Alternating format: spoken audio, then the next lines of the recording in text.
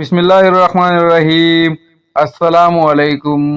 لکھنؤ کے بازار میں ایک غریب درزی کی دکان تھی جو ہر جنازے میں شرکت کے لیے دکان بند کر دیا کرتا تھا۔ لوگوں نے کہا اس طرح روز روز جنازے پر جانے سے آپ کا کاروبار ٹاپ ہو جائے گا۔ وہ کہنے لگا علماء سے سنا ہے جب کوئی آدمی کسی مسلمان کے جنازے پر جاتا ہے تو کل کو اس کے جنازے پر بھی لوگوں کا ہجوم ہوگا۔ میں غریب ہوں اور نہ ہی زیادہ لوگ مجھے جانتے ہیں، تو میرے جنازے پر کون آئے گا؟ اس لیے تو ایک مسلمان کا حق سمجھ کر پڑھتا ہوں، اور دوسرا یہ کہ شاید کل کو مجھے کوئی کاندھا دینے والا مل جائے گا۔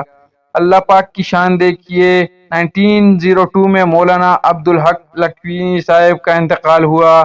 ریڈیو میں بتایا گیا، اخبارات میں جنازے کی خبر دی گئی۔ جنازے کے وقت لاکھوں کا مجمع تھا، پھر بھی بہت سے لوگ ان کا جنازہ پڑھنے سے محروم رہ گئے۔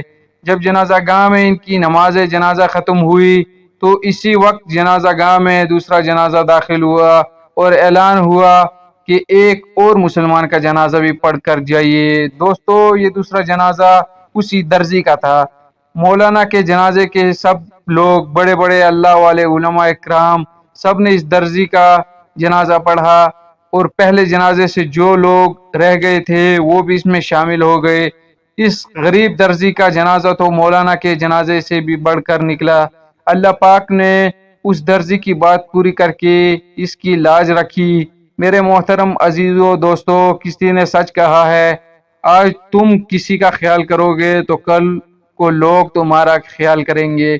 اللہ پوری امت مسلمہ کو گناہوں کی بخشش اور ہدایت فرمائے اور ہم سب کا نزول فرمائے، آمین یا رب العالمین۔